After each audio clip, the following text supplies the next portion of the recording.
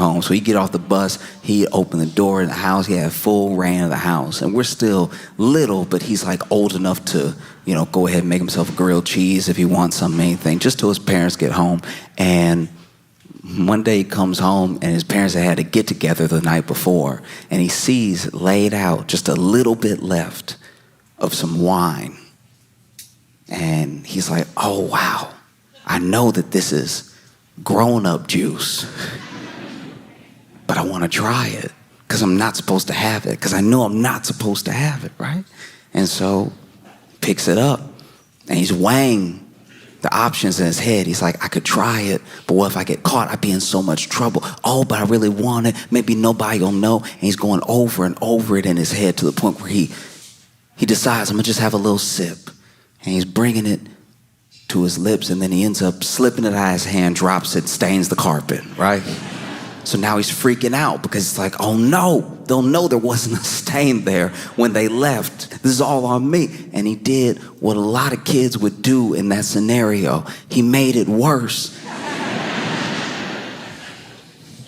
He was like, the only thing, and I can understand he's a kid, but this is a mistake that I don't think I would have made. The best thing for him to do in that moment, he thought, was to make a bigger mess. And then that way, the stain won't be so bad. So he grabbed a rock and he threw it through the window.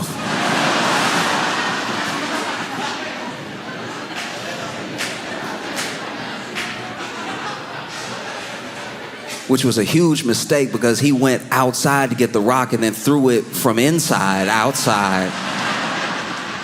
He realized what he had done as soon as he did it, so then he had to go back outside, grab the rock, carefully pick up all the glass, bring it back inside, lay out the glass next to the rock, next to the stain. And then his parents get home, and when they come home, immediately they're like, oh my gosh, what happened? What happened? And he's had an hour 20 to think up a story, So he's over here like, yeah, it was crazy. They're like, what happened? You got the rock going through the windows, all this glass on the floor and this stain. He's like, well, the stain's probably not as big of a deal as the broken window when you really think about it, right? And they're like, what happened? And he says, well, the rock came through the window and it must have hit the glass that had the wine in it, the wine that really shouldn't have been left out. That's an adult beverage. I'm a minor. And then it must have hit the perfect angle to hit that glass and this glass and then knock over and then make a stain on our beautiful 3-bedroom carpet. And his parents were like, but did you see it happen? Like, how did this happen? Did somebody throw this? And he's like, uh-oh, because he didn't think that far. And so he was like, yeah, the man threw it. And they were like, what man? And now he's in deep because he's like, yeah, what man? What am I doing?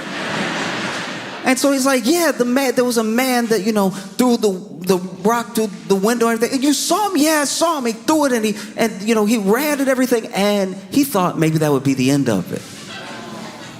But from his parents' perspective, there was someone who threw a rock into the window, maybe to get inside while their son was home. So they had more and more questions, and he didn't know what to do. He was freaking out, Next thing he knows, the police have been called, and the police come over, and they're like, what did the man look like? And they over here taking notes and stuff, and he's like,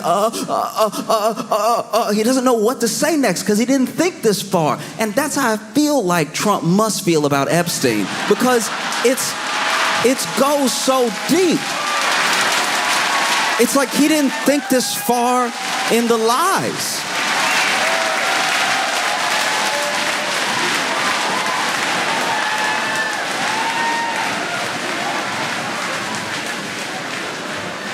Like he just didn't account for it. He thought he could make it quiet, It's not going to be pitched as a direct and absolutely direct order from Trump, what the DOJ did. But the DOJ came out after interviews saying, oh, there's so much information. We're just trying to figure out how to put it out there in a way that's clear. Oh, there's so many files. There's a list of names. There's logs. There's a client list. After saying all this stuff in the media, The DOJ comes out and says, actually, the investigation is closed. We're not going to be prosecuting anybody else. And I think we got to the bottom of it. Thank you for your attention to this matter.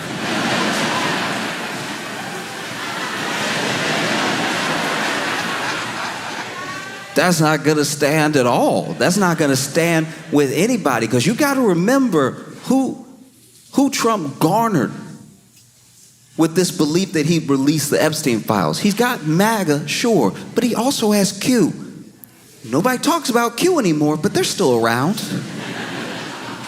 And they believe deeply that Donald Trump is going to be the one to unleash all of the truth. All the evidence will come out. When Trump is president, he'll turn over everything on the powerful cabal that has been victimizing people across the world. And then he's like, hey, yeah, there's no... And I think he thought that he could really bury it, that he could truly bury it. But he's wrong. He's wrong because there are a lot of things that he didn't account for. There are people that Trump controls. There are people who he orders around, and there are people who blindly follow him, sure. But he didn't count on things like Jeffrey Epstein talking before he died to a biographer for like 100 hours. Like just a ridiculous amount of time. I have friends I don't think I've spoken to for 100 hours. 100 hours, you probably say a lot of nothing, and you probably say some pretty interesting stuff. Those 100 hours of conversation is how we know that Trump and Epstein were tight for years. Well, even Epstein said he knows some of the inner workings of the White House because him and Trump would just chop it up. You know what I mean? That's heavy. That's a lot to try to sidestep. And Trump's been making mistakes this whole time. Even when Epstein died, right? Epstein dies. He was in jail and he passed. Who can say how?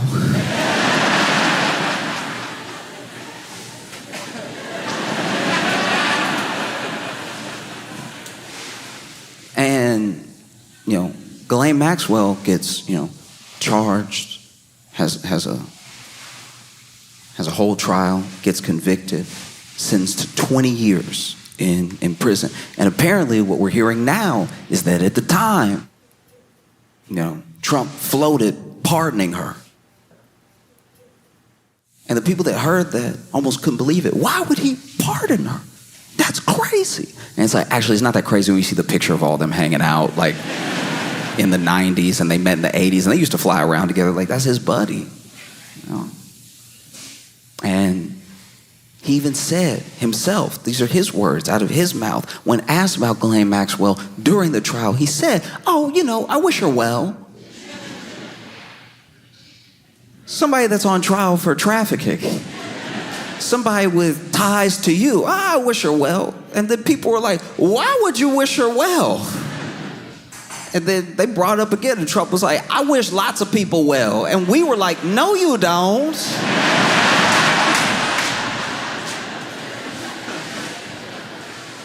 I've been watching you the whole time. I don't think you wish anybody well that I've seen. All you come up with is nicknames. Man floated pardoning her. That's crazy. And then the DOJ comes out, hey, yeah, this is done. Nothing else to see here. And people were having a hard time wrapping their heads around that. People who usually stump for Trump hard. No matter what he says, they manage to twist it in a way that maybe could make sense to you, and they'll say that that's what he means. One of the reasons that Trump can do everything that he does and it comes off a different way to everybody is because so many people think that they're the Trump whisperer. Trump will say something out of nowhere, and then there'll be people like, well, what he actually meant was something more reasonable that I'm going to say right now. And I'll be like, that's interesting, because he didn't say any of those words in that order when he was speaking. And I think he had a teleprompter, so I don't see how that's possible. And so everybody thinks that they can be the Trump whisperer, and it's just not working this time. You see people trying to come up with why Trump, why the FBI, why the Attorney General would all of a sudden, what feels like out of nowhere, try to shut this whole thing down, right? Alex Jones, of all people, saw what the DOJ did, and he made a video crying. I think it's very important. When, when a man shows emotion, not to just ridicule him for it because it's easy. But Alex Jones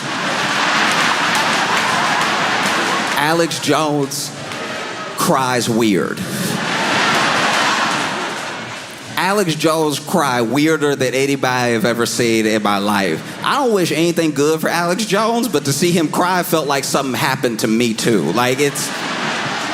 Alex Jones is up here like, folks. Like his eyelids were doing sit-ups, crying.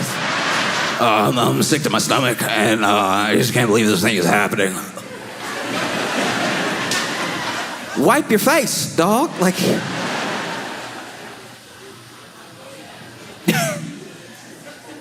And even Alex Jones trying to come up with something. He's like maybe the deep state got to him, and the deep state is in his body, and that's why he's doing this stuff right now. And then he'll be back to normal after he has one of my protein shakes. You can go to my website and buy frog protein for $19.99.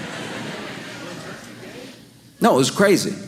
Because Alex Jones, you gotta remember, this dude is a proper conspiracy theorist. Old school. There's something deeper behind everything at all times. And I'm not talking about chemtrails. I'm not talking about government operations. There's something deeper behind everything that happens all the time. Hillary Clinton went on The Tonight Show. Pretty sure this was on The Tonight Show, and she was trying to open a jar of pickles, right? I don't remember what the bit was, but that's what was happening. And Alex Jones pulled it up, and right after she opened the jar, he was like, you see?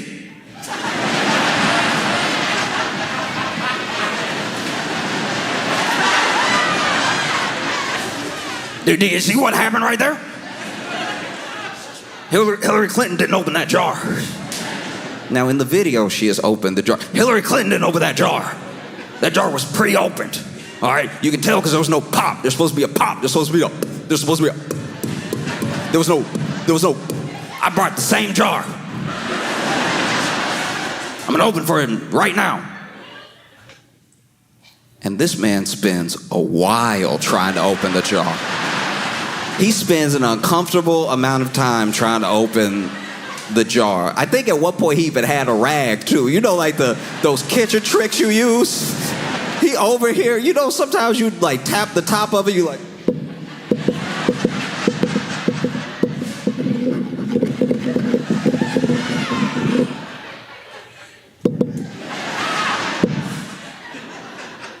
he's like, I can't even open it right now, folks. That's how you know this thing right here, she didn't open that jar. So imagine Alex Jones on Epstein. No. I just think about the way that MAGA has been reacting, because it is a full-on revolt. Truly, it's a thing that they cannot fathom is happening. Whether it's Q, whether it's MAGA, or whether it's just people who have been following the Epstein case from the beginning. Because you got to remember what Epstein stands for. He is the ultimate boogeyman. He is the ultimate beacon for people that believe that all the elites are in on something together. And it's easy to make him that because he had an island, billionaires were flying around, people went to him for tax advice and for law advice. He was this financier, even though I don't think he had a law degree and he wasn't a CPA. So it's like, what are you doing with people's taxes that you helping? And so this dude, he represents a lot. He stands for a lot in conspiracy theory world and in just the regular world. This is someone who has ties to billionaires, to royalty, who come to him for horrific acts. And now you're telling us, there's nothing else to see here. There's nothing else to see between, me and him especially. There's nothing. Don't look. Stop.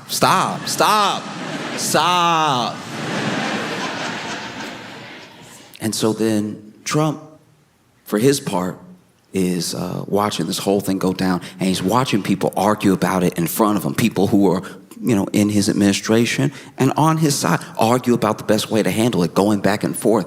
Pam Bondi, Dan Bongino, Cash Patel, all names that sound like they're about to be called down on The Price is Right. Like,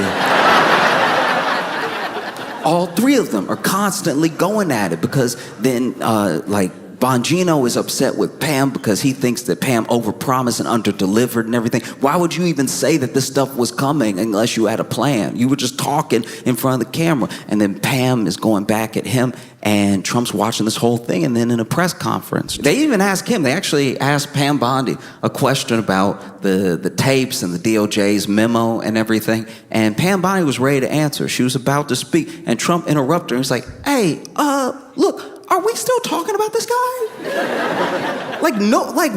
Why? Like years, like why? Like everybody's talking about this dude. Like, what's the point? You know what I mean? Like, it's just, I'm sick of this for you, Pam. You don't even feel like answering, do you? And Pam didn't catch, she wasn't quick enough. She was like, no, I don't mind answering. And I know Trump had to be sick when that happened. It's like,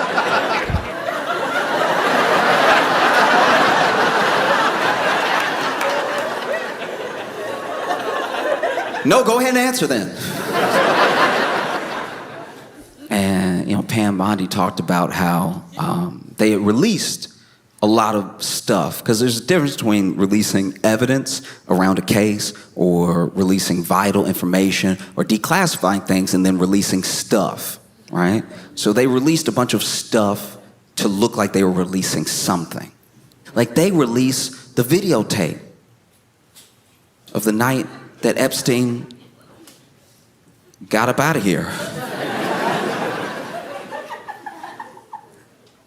And the problem with the tape is that it's always been talked about as if there was a tape of his cell that would prove definitively that, like, nothing untoward happened, right?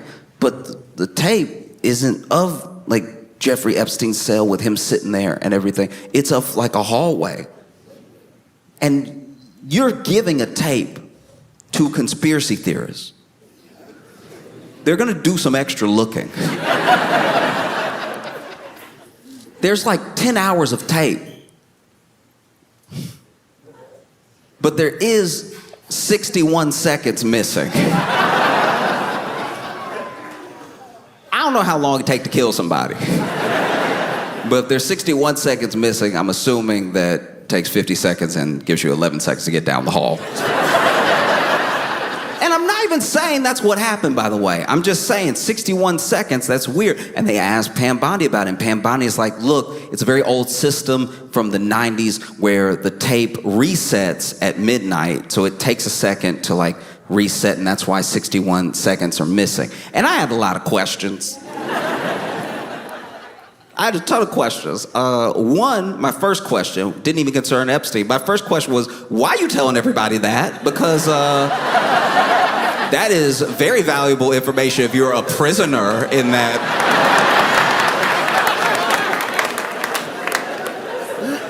Because you know what they play in prison, the news.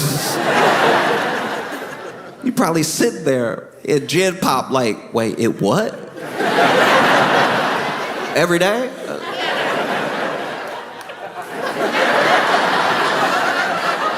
I gotta go take care of something. So she says, look, this is the way that system works. So we're actually gonna be supplying more video footage to show that there's a minute missing every night. And I was like, why would you say that? The people in prison can hear you. But also, that's a pretty bad system. It was supposed to be watching somebody and it takes a minute to blink. That's pretty wild. That it's just gonna be missing every day, and you're telling us that like it's not an issue at all. Felt crazy to me. And then they release the video, and then people go digging, they go looking. And one of the things they find is that the video has been doctored. Somebody at some point read the video through Adobe Premiere and did something. And I'm not saying, look. I'm not saying there's anything wrong with Adobe Premiere, all right? All I'm saying is I would have thought the government, with all their resources, you know what I mean? Like the government would have like a special program. That just feel pretty cheap to make an Adobe Cloud account that you run this Epstein tape through. Like nobody's gonna know, so then people are wondering about the missing minute. They're wondering about how this video's been tampered with. And then even people who watch the full 10 hours of the video, because you gotta remember, some of these people are dedicated. They're like, there's actually a guard that leaves one way and never comes back, which proves that there's two ways to enter that hallway. And I was like, oh man, he's so screwed. Trump, he's very good at creating a distraction, and he tries. He did his best. He said that he was gonna revoke Rosie O'Donnell's citizenship.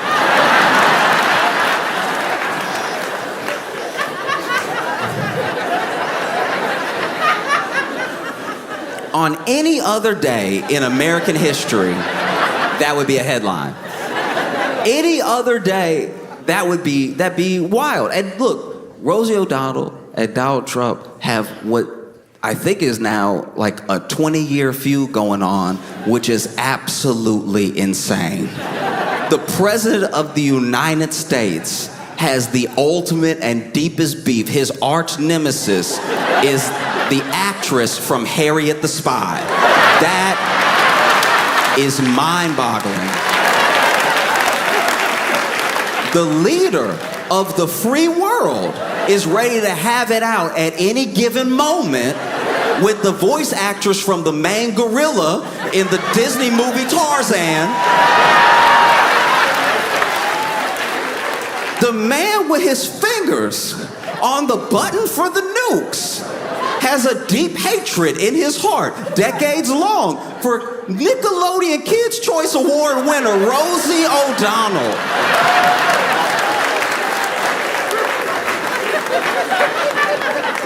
This is an unacceptable timeline. That is crazy.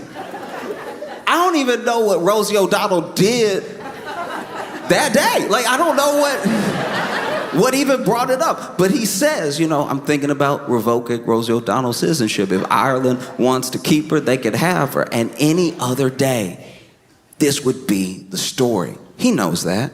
Who knows? Look, I'm of two minds about this thing because it is clearly a distraction, so I don't want to spend too much time on it. But I'm of two minds about this thing because, one, obviously, there's a world where he's just like saying stuff to say stuff to like swiftly like move the news cycle in another direction, and he may not do anything. But the fact, as a sitting president, that he would even muster up the corner of his thumbs to put that into a phone to go out to the world is so deeply insane. Because this thing that he's doing now is not just a step too far, it's the entire field too far.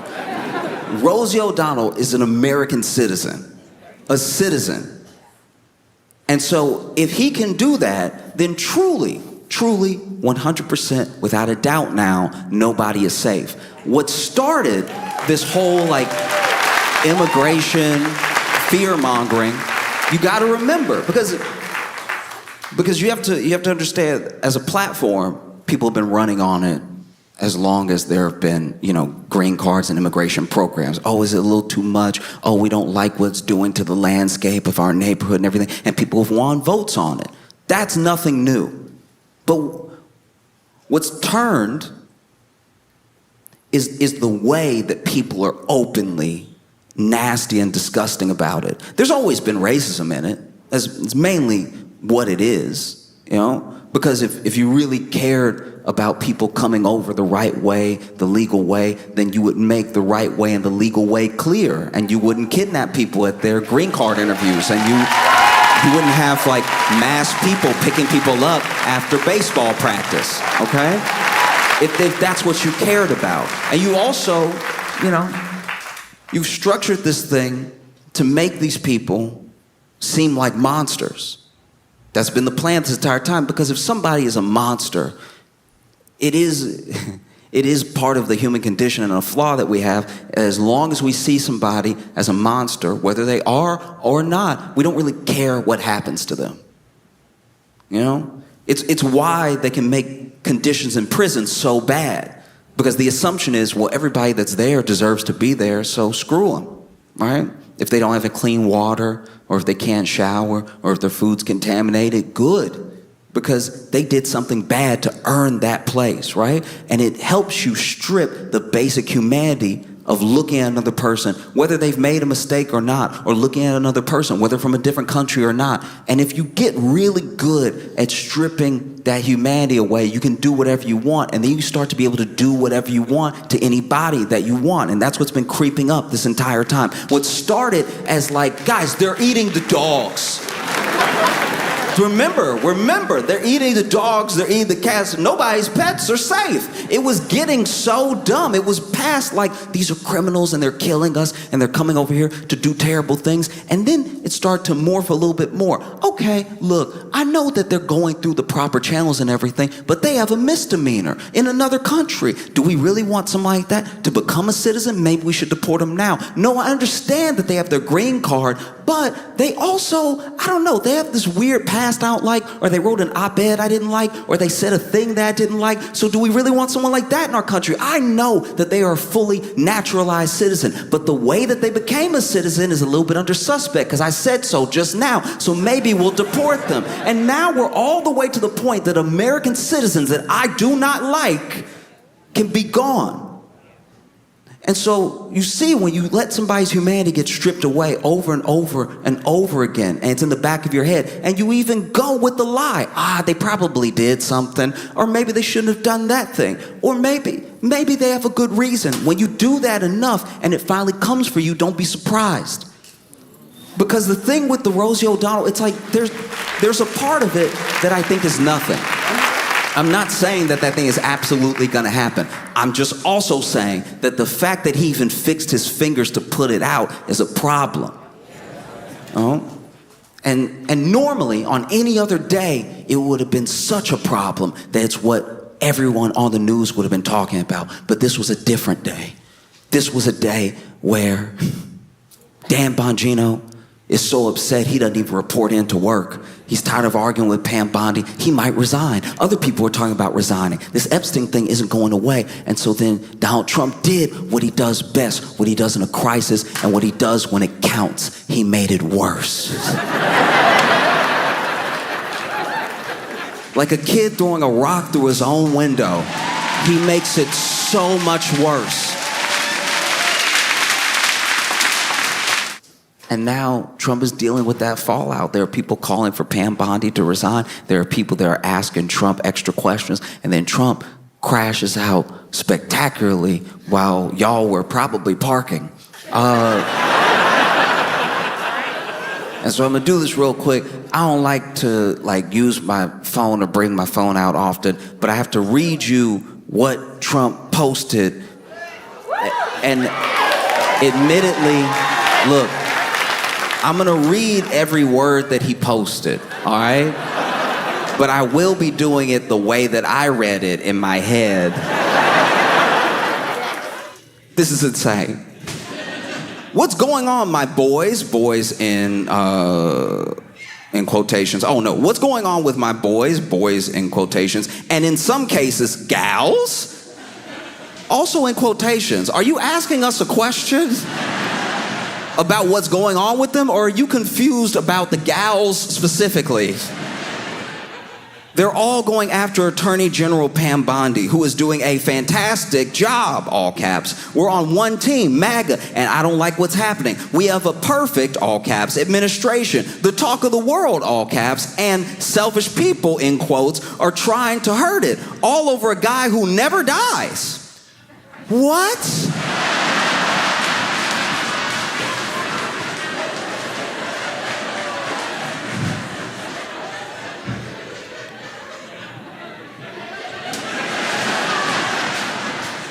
I'm not saying that Trump killed Epstein. I'm not saying that at all. I'm like specifically not saying that. I need you to understand that I am explicitly not saying that Trump killed Epstein. I'm just saying that if I was like driving in my car and I hit somebody and I somehow got away with it, but I saw them every time I closed my eyes, I'd be like, this guy never dies.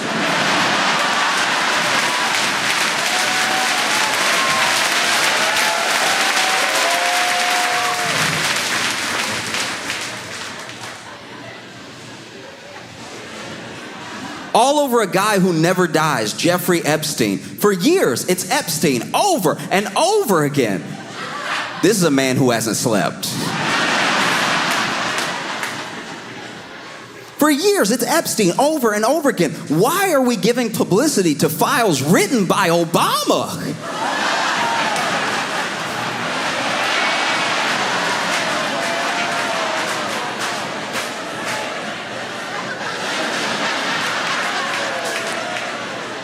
You know what's so good about files written by Obama is that Trump was sitting there knowing he know Epstein. Trump knows Epstein so well. They were friends. Trump lived so close to Epstein in Florida that Epstein had to knock on his door and let him know he was on the sex offender registry. Like, that's how close they lived together.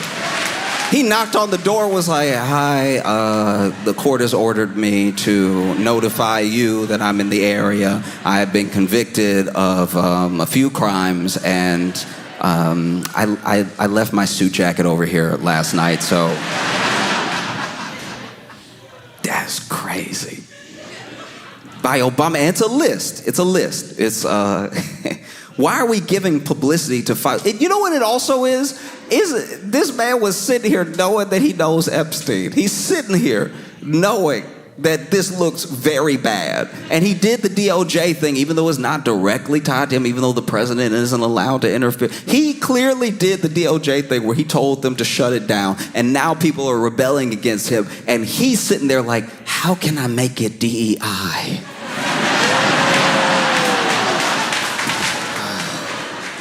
Obama. Thanks, Obama.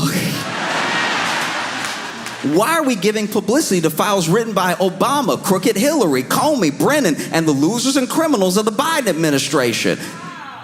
So I guess they were all in a room in this scenario, and they wrote the files together in tandem. Like, Obama just knew that everyone in the Biden administration would be in the Biden administration one day, so he gathered them all together. But this is also before Epstein ever died or anything, so Obama time traveled to like right after to know it would hurt Trump, so then he came back in regular time and he sat down Hillary Clinton, Comey, Brennan, and the loser. He had to get all the losers and criminals of the Biden administration in one room so they could write. Also, wrote the files?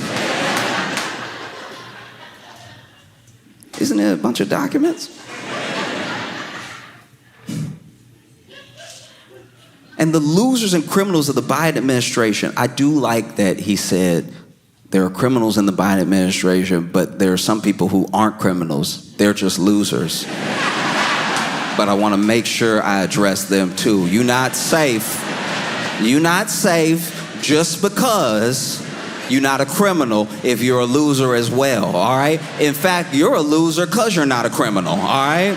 I have 34 felony convictions, and I'm the president, okay? You out here not even a criminal. You can't even criminal good.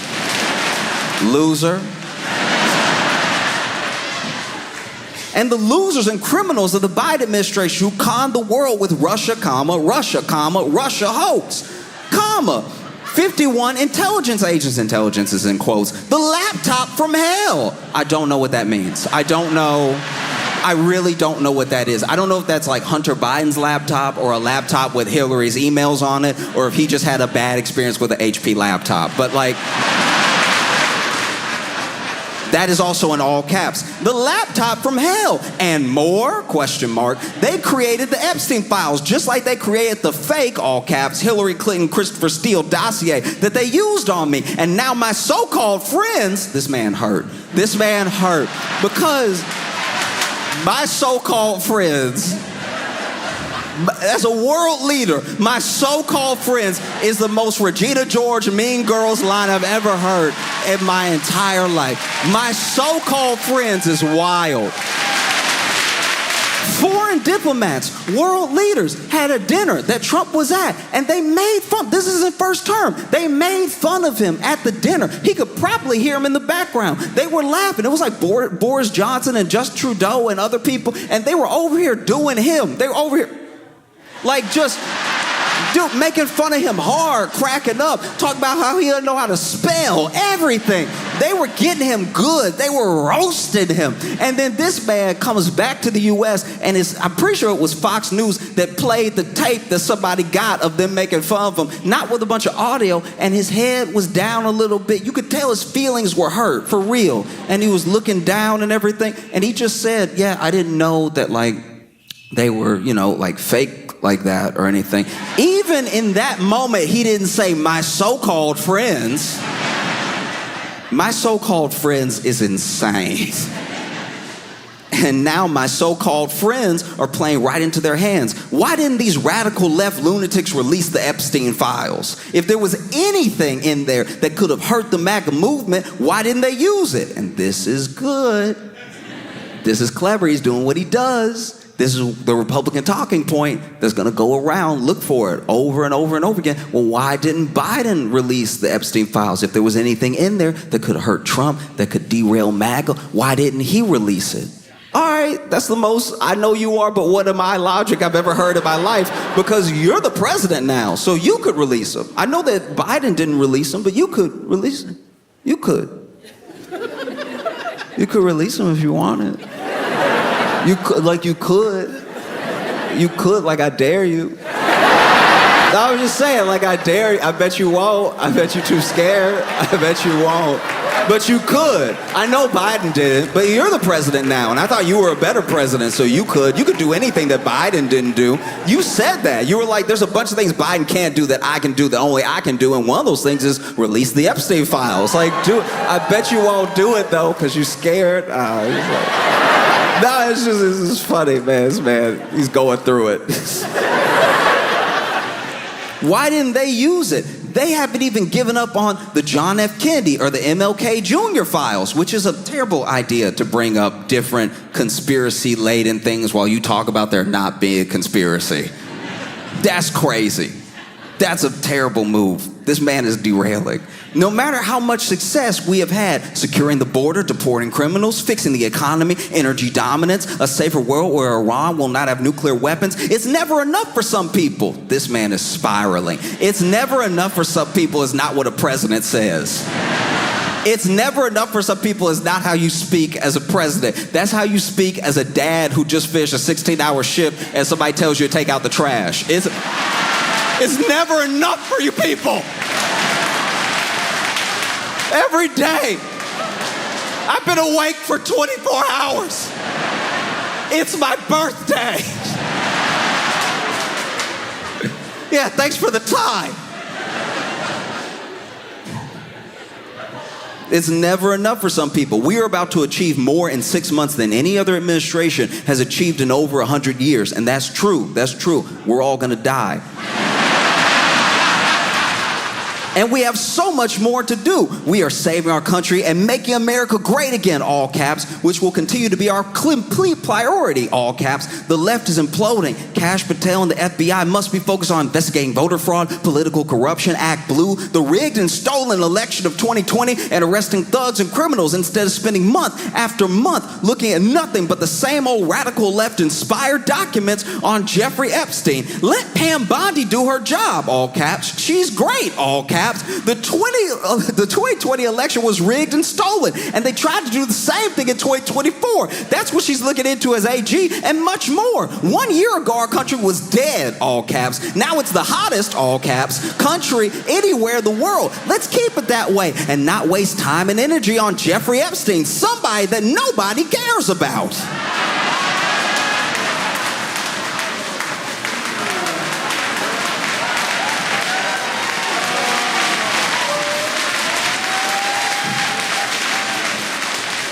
Thank you for your attention to this matter. There's a thing I read about a long time ago. There was this leader named Father Yod, and Father Yod was the head of the Source family. The Source family was this collection of people. Some people called them a cult and everything, but they mostly kept to themselves. Like, they ran like a vegan restaurant, I think, and they just minded their own business. But one of the most interesting things about Father Yod was Father Yod told them early on, before it was ever even really a cult, before there were even a lot of members, I'm God, and don't go to a hospital. That was his thing. And that happens in a lot of cults, by the way. Don't go to the hospital because hospitals are full of experts who can provide answers that I can't. So if I can cut you off from other experts, if I can cut you off from people reasoning in a way that is just direct with logic, I've already started to bring you into the fold in a way that you'll never leave. And so Father Yod would tell them, don't go to a hospital, right? And so they didn't. Members of the Source family would not go to a hospital. And they did what I would say was generally well for a cult as far as length. A lot of cults fall apart in those first few years. You know what I mean? First year, everything sort of starts out good. Everybody's just having a good time, making friends, living in a commune and everything. And then year two, somebody try to get you to drink something or do something else. Just people start coming for your mouth, you know what I mean? And all sorts of ways that get uncomfortable, and that's usually when the cult falls apart, because there are people that are like, ooh, I'm not gonna do that, I'm not gonna drink that, ooh, that's weird, no, I'm gonna go, right? And then that's when leaders sort of crumble and start having power grabs, and they get paranoid and everything. This didn't really happen, at least from what I read, to the Source family, Father Yod, and they stayed together long enough that there were members of the community that started coupling and even having children. And it got to the point where they were about to have the first baby born into the Source family, but they can't go to a hospital. They can't go to a hospital, and something feels wrong. And no one can really describe what it is, but basically this member starts going into labor in real time. So everybody is looking over to Father Yod. You know, you said you were God. You told us not to go to the hospital. I think you're gonna have to deliver this baby. And so this man does it. He delivered the baby, but when the baby came out, it wasn't making any noise. And it wasn't moving at all. And people started crying. Everyone was devastated. There was so much joy around having a new person in the family. And Father Yod, he did something. I don't know what he did, but the members described it as him just clearing the airway gently a little bit, and out of nowhere, after all that silence, after no movement, the baby cried and it started moving. And if he thought he had followers then, if he thought that they were believers then, we don't need a hospital. got to the point where one day Father Yo was like, you know what? I'm done with this whole like earthly thing. I'm tired of healing y'all and everything. Everybody coming up to me all the time. I got a cold.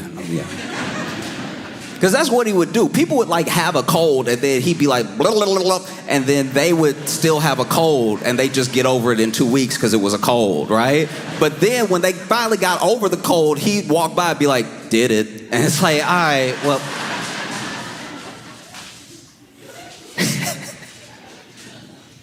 And so there's one day Father Yod said, you know what I'm going to do? I'm going to take a vacation.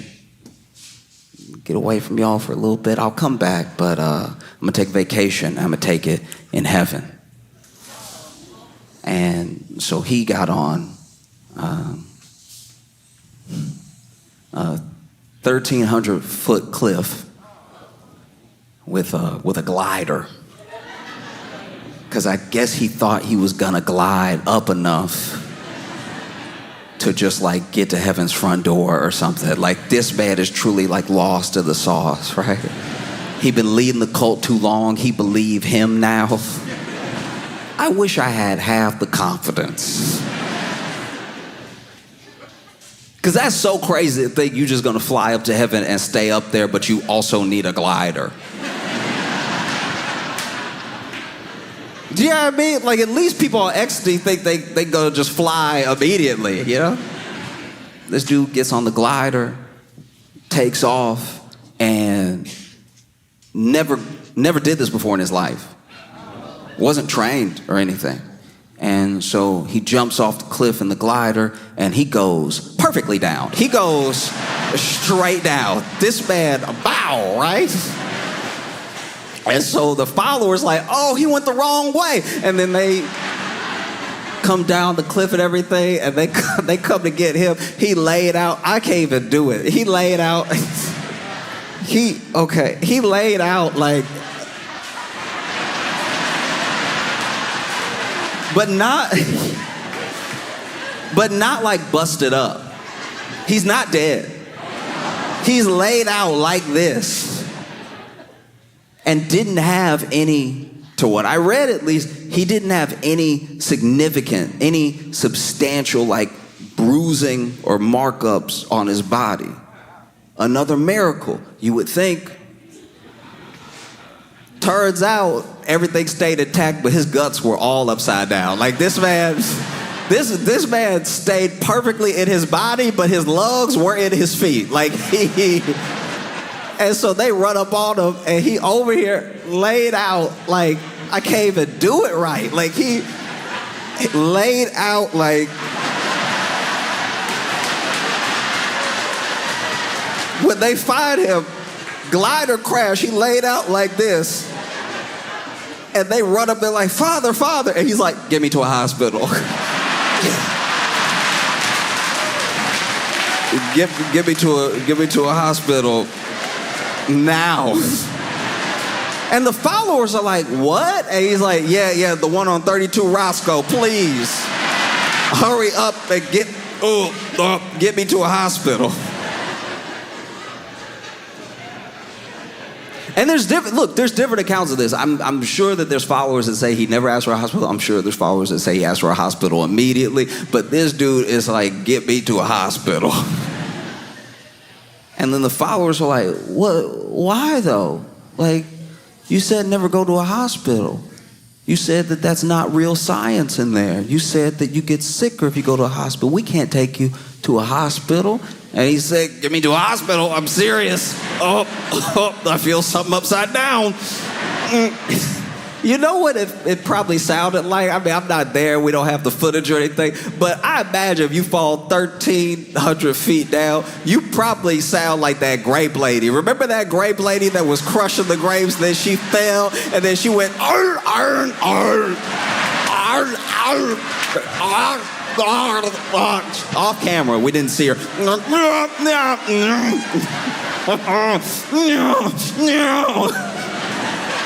Because I'm sure when he said, get me to a hospital, they really didn't understand what he was saying at first, because he was like, get me to a, I think my spine behind my balls. Get me to a hospital.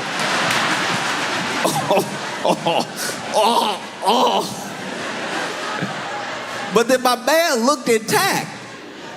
So they're like, no, he doesn't need a hospital, he just needs rest. And then he died 9 hours later. And so when I see the way that like MAGA is turning on Trump, it just feels so much like, why would you?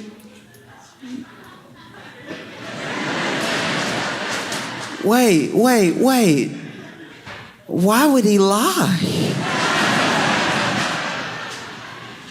He really doesn't understand. Trump truly doesn't understand why this thing won't go away. And it's because he doesn't understand people. You know, whether it's, you know, the MAGA base, whether it's Q, whether it's anybody online, anybody interested or concerned about anything to do with Epstein, all those people are people. So if you lead people on and you lie to people, they have a reaction. You can't just get something and give nothing in return. And people won't let it go, and they won't give up on it, because this man is real. He really existed. And he really destroyed a lot of lives. And for all of our faults as humans, we care about that. And so no, we're not just gonna let it go. It's not like some passing fad of a thing. I think it is to him, because he just uses what he needs while he needs it to get what he wants. And once he has it, he throws it or the person who gave it to him away. And it's something that some people are finding out right now, that he'll betray you on a dime. Nothing matters to him. Because if this thing doesn't matter to him, then nothing matters to him at all. There's no way around it. People care because vulnerable people were victimized for a very long time. And whatever part you had to do with that, it can't be covered up, because there's nothing that screams, I'm in the Epstein files, like, stop looking for the Epstein files. One thing that I thought was incredible, one thing that put a smile on my face, was when Rosie O'Donnell responded to Donald Trump talking about revoking her citizenship. And I know I don't like to pull out my phone, but I want to read you what she said. You can actually look. You can actually. This is on her Instagram, so you can actually look this up for yourself. I'm not kidding. This is crazy. So first thing she does is post a picture of Trump and Epstein together, which is genuinely hilarious. And Rosie O'Donnell posted in the caption, "Hey Donald, you rattled again? 18 years later, I still live rent-free in that collapsing brain of yours."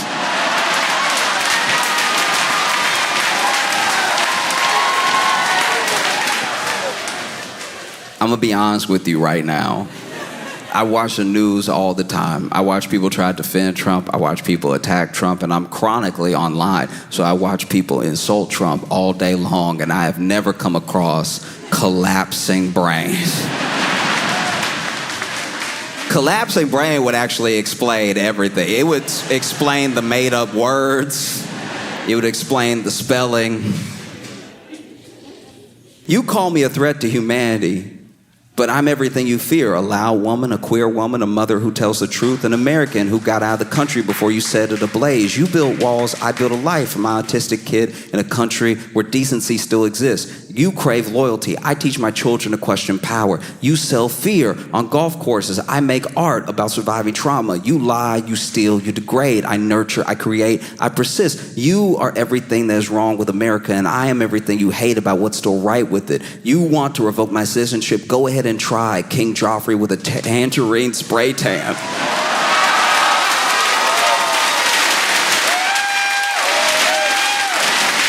Jeez. I'm not yours to silence, I never was, and then it's the Irish flag signed Rosie. And if I'm being honest, I just never expected. Like, I never expected the president of the United States to be so effectively eviscerated by one of the supporting actresses from A League of Their Own. Like, it just feels wild that this is life. Philly, y'all been phenomenal. Thank you so much. I appreciate y'all. I hope you had a fantastic